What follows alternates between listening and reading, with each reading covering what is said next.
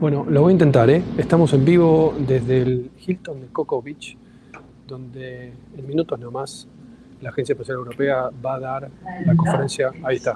Conferencia.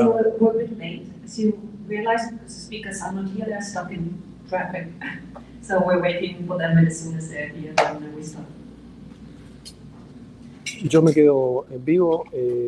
Hoy voy a tratar de focalizar la cámara en el panel y espero que escuchen bien. Yo no tengo idea si me van a escuchar bien o no, pero la idea es tratar de traerles la conferencia eh, post lanzamiento de Euclid. Así que por acá nos quedamos.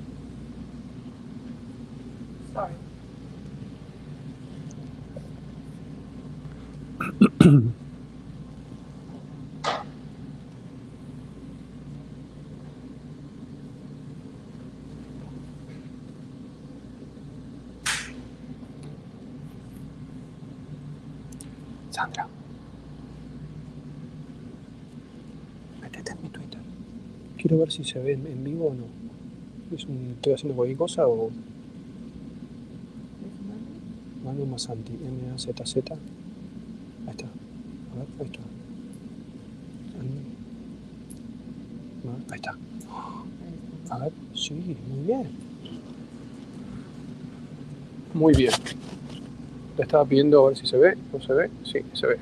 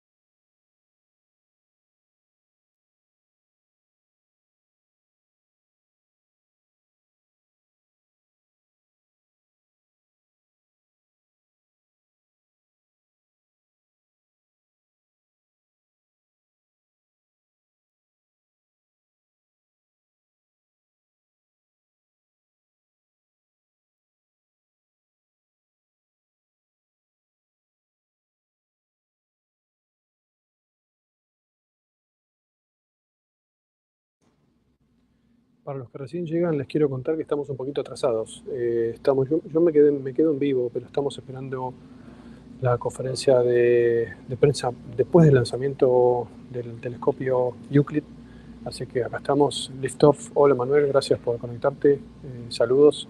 Em, Así que estamos esperando. Yo ya seteé las cámaras. Espero que no tengamos problemas con el audio porque no estoy usando ningún micrófono específico más allá del mío personal. Así que espero que cuando empiece la conferencia, aunque sea con el sonido ambiente, la puedan escuchar. La quería compartir. Así que nos quedamos acá en vivo. Hola Roxana, ¿cómo estás? Gracias por sumarte y los dejo acá. Estamos esperando, está un poquito la conferencia, el inicio de la conferencia está un poquito atrasado.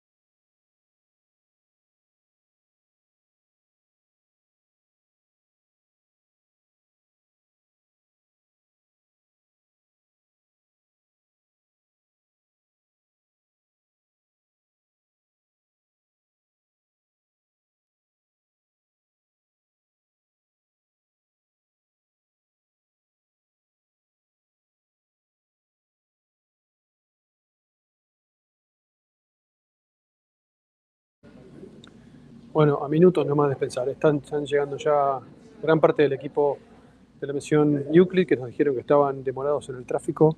Yo voy a cortar este micrófono y seguramente voy a estar manejando las dos cámaras de otro lado. Y ojalá puedan tener el audio que corresponde.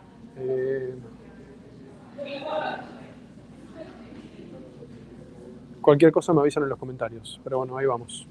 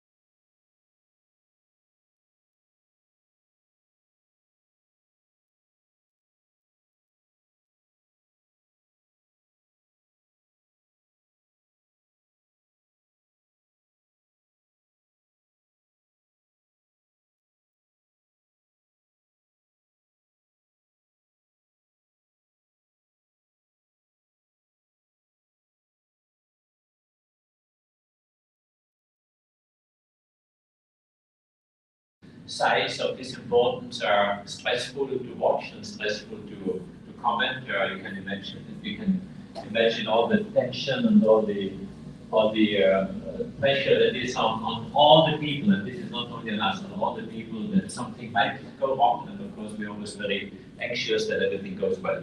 So I can tell you it was really a fantastic launch in terms of insertion of the spacecraft into orbit, separation. We have all followed it very closely, so this is really excellent, and I'm really grateful also to SpaceX for having delivered our mission into the orbit, which now, of course, makes Euclid travel to its final destination, that is launch point 2. Of course, but now we are at the state where the various instruments are being switched on. This takes a couple of weeks, as I've said earlier. So this is a normal procedure. So we can of course not yet make any comments on the performance of the instruments, but this will be done in due time by our people. Let me say just a few words though what this means for ESA. This is a very important mission for the European Space Agency. We have quite a few high-profile missions in space science. We just launched the JUICE a few weeks ago. Again, JUICE was an incredible mission from a science point of view, but also from a technology engineering point of view. You have all followed it, and Euclid is now the next one in a row, different in terms of its information it is providing. Of course, this looks at cosmology, dark matter, dark energy, which are completely fascinating topics for everyone. This is working in theories, and we hope that Euclid will shed some light on these theories of how dark matter, how dark energy might work. I have to say that scientists, of course, will confirm that these are working hypotheses, these dark matter, dark energy principles, because simply there are observations we make which are difficult to explain, and we need a way of explaining them, and this is why we use this dark words of dark matter and dark energy, because they can explain some phenomena, but still scientists are in search of a good explanation of how the whole universe is working, is expanding in particular, and how many aspects function. So this really is a mission that will open completely new domains of science. It will certainly help the world, humankind, to understand much better how the universe is expanding, is developing into the future, possibly also where it comes from. And these are big questions for every human being who wants to understand where do I come from, where do I go, and Euclid certainly contributes to answering some of these questions. Of course,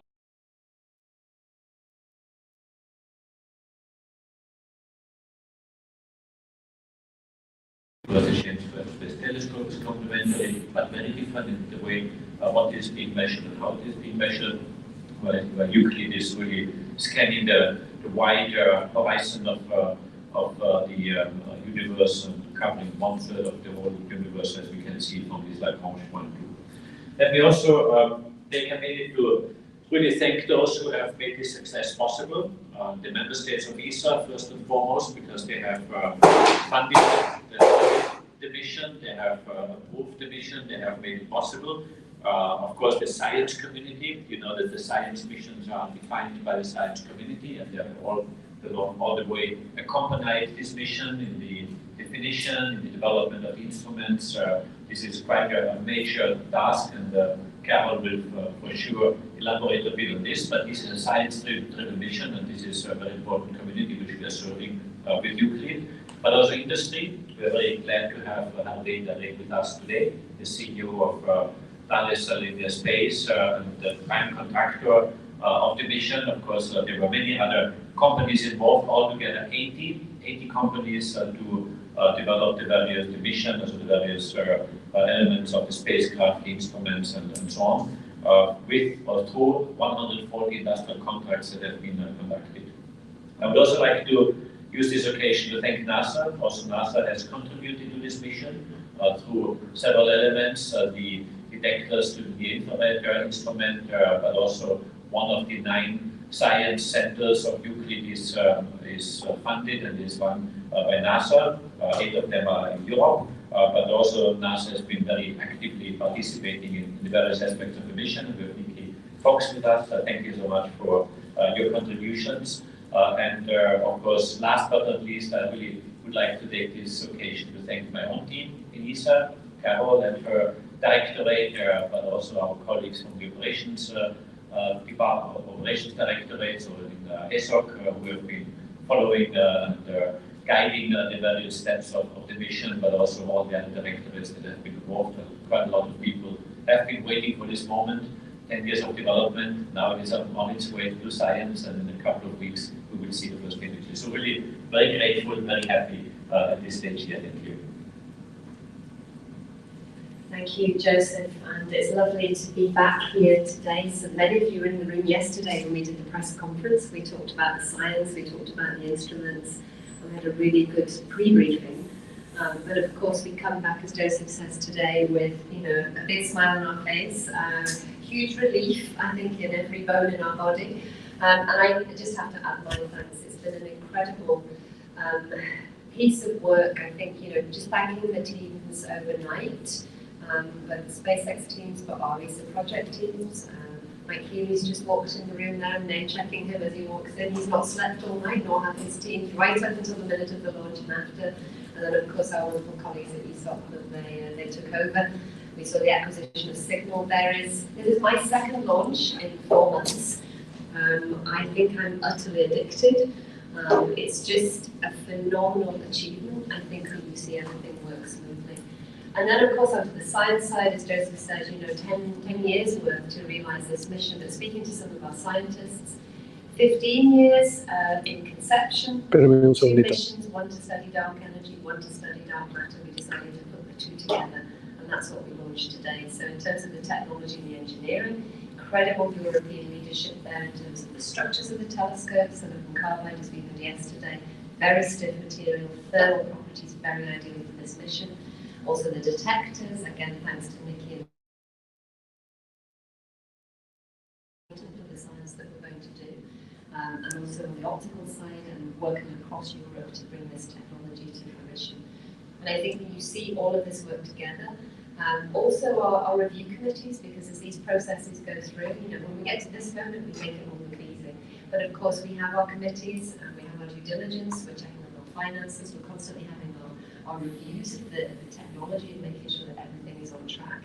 And I think for me, what's so humbling is the long-term nature of this program.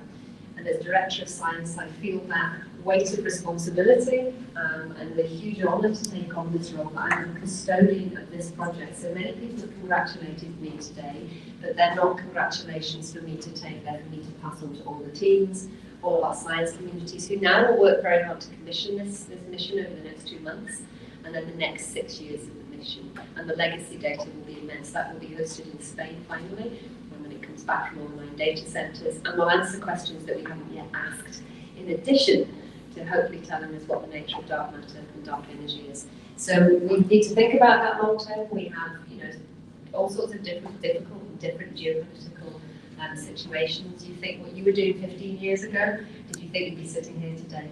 We need to be good custodians of this program, because this is incredibly inspiring. And I've seen some photographs come back from my team already, where they've been shown the live stream, and children in the room looking and watching us on the screen. So that's the next generation of scientists and engineers.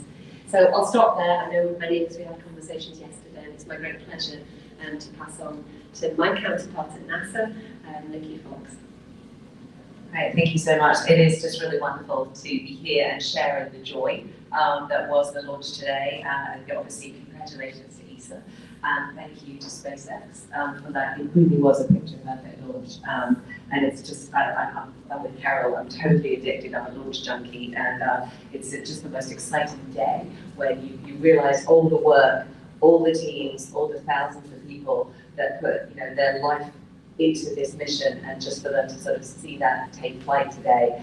Of course, the science team, this was kind of sprinting to the start line for them, because their real work starts in a few weeks when the instruments start to be commissioned. NASA, of course, is just very honoured to be a member of this team. At NASA, we have a very wide portfolio, and we really do value any time that we can have really solid international partnerships, really allowing us to just do more science. And of course, we study some lofty goals as scientists. We sort of think about, are we alone in the universe? What is causing our universe to expand? These really big questions. With Euclid, we've started to really just ignite this whole new way of looking at our universe and allowing us to do this amazing science. And of course, then paving the way for NASA's Nancy Grace Roman spacecraft that will be doing similar science but in a different way. So I really love it. I'm a solar scientist, obviously, and the partnership between Parker Solar Probe and Solar Orbiter unlocked so much solar science that we were never able to do, and clearly the partnership with Euclid and Roman is just going to unlock so much of our dark universe and allow us to do that, and then lead forward into the new Habitable Worlds Observatory, which we're all really excited about taking those first steps at NASA. So once again, thank you very much for including me in this incredible day, and congratulations once again. Go Euclid. Thank you. So for Telesenia Space, I would like to share with you a big sense of pride, being part of a big pride for that program. It's a very ambitious and very big program, and obviously delivering key results related to dark energy and dark matter, working basically on trying to understand the origin of the expansion of the universe is not a negligible mission. I think it's something that we can be very proud of. And for Telesenia Space, we have in fact a vision. We call it Space for Life, meaning space at the service of humanity, and this program illustrates very well our vision. It's also a long effort. Today is a milestone, as we said. It's at the end of the road. We still have to demonstrate a number of things, but it's a key milestone happening exactly 10 years after the initiation of the program. The program was started back in July 2013, so exactly 10 years ago. And it's a result of, indeed, a very strong and big effort from all the teams. As we said before, it has been a big organization, big team that we have basically worked together, that we have basically coordinated as a global prime of the program. We said it, 80 companies, 80 countries, no, it's 80 companies, I think, altogether, for 140 contracts. SMEs, another LSI was involved in this program, Airbus as well.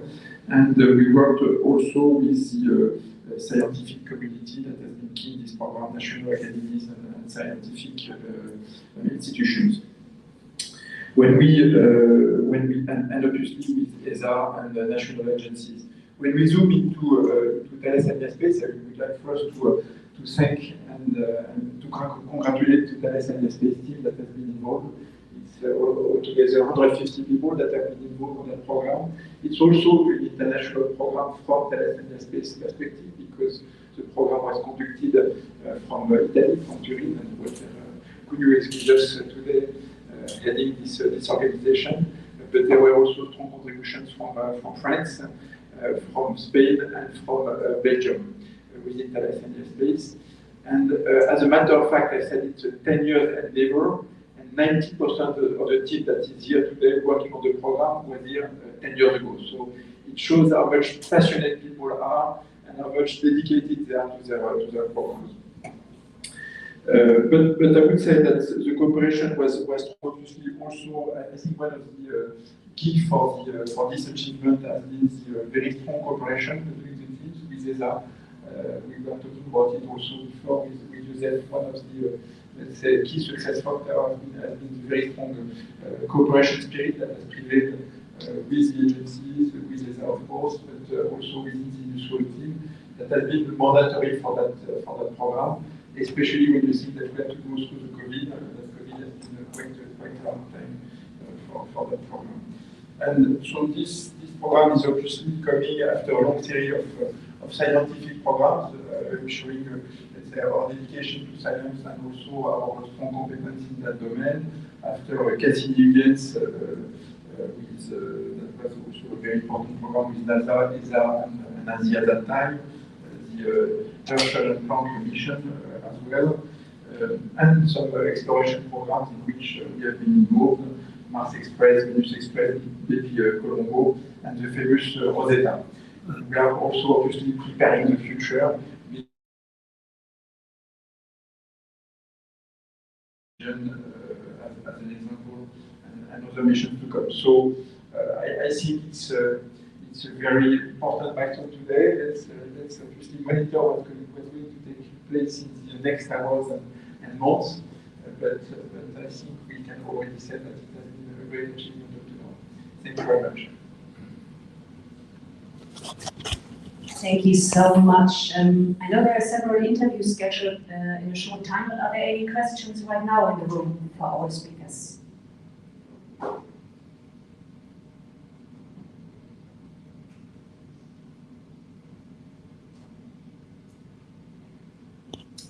Hi, Jeff House, Space News.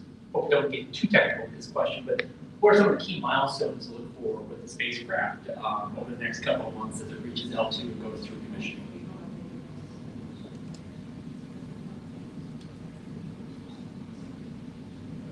Thanks for that question. I think as Joseph said in his comments, obviously we want to check that the instruments are all up and running, and we obviously have to get to thermal stability out at L2.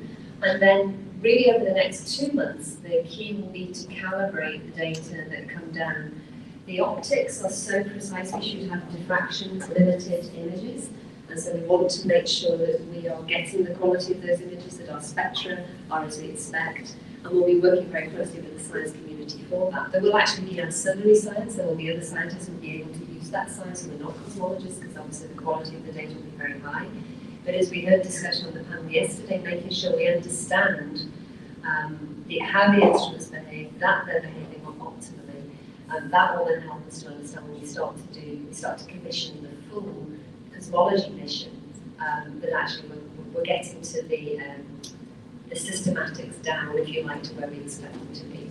So the next 2 months really is a commissioning phase, and then we start to begin really the cosmology survey after that, which has a very well-defined pattern, and as Joseph says, it's 36% of the sky, which is actually the whole extragalactic sky, because we'll be avoiding the Milky Way, which we've already done fully with advanced teams.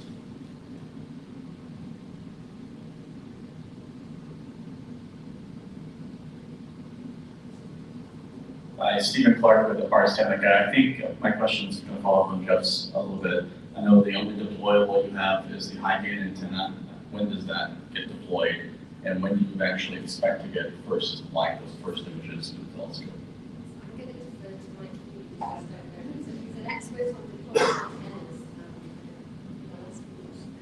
Yeah, I was doing my best to stay out of this, but we've got about 2 days beyond.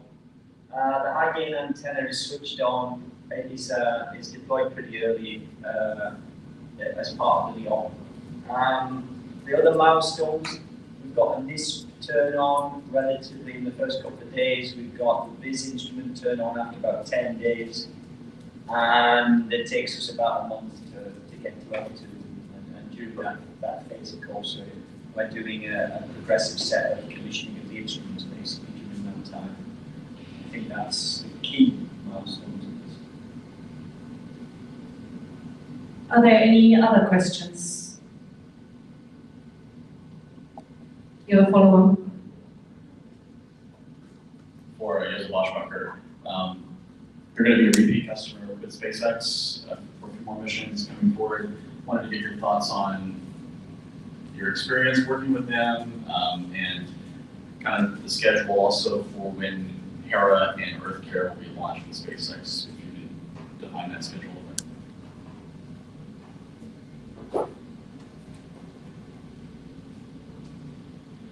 No, thank you. So what is the experience? It's not the first time that we launch with SpaceX, as you might know. There was a mission called Sentinel-6, which was launched by SpaceX. At that time, the launcher was contributed by NASA. There was a NASA contribution that was one of our satellites.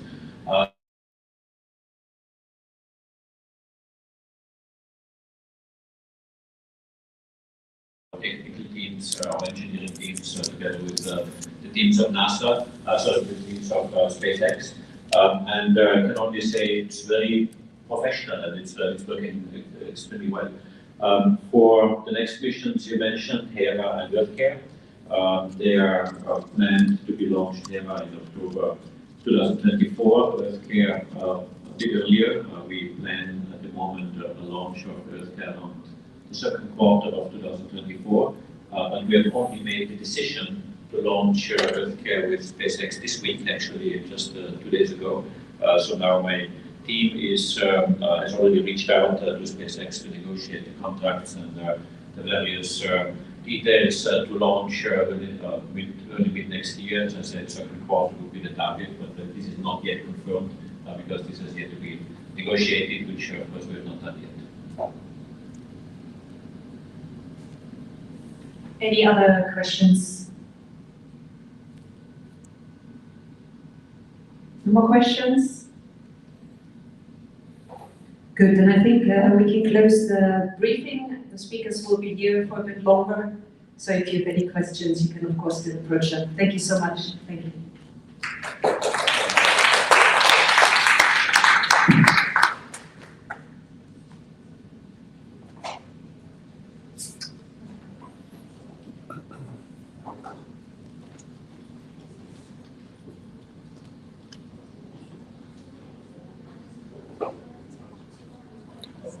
Bueno, con eso finaliza básicamente la conferencia de prensa.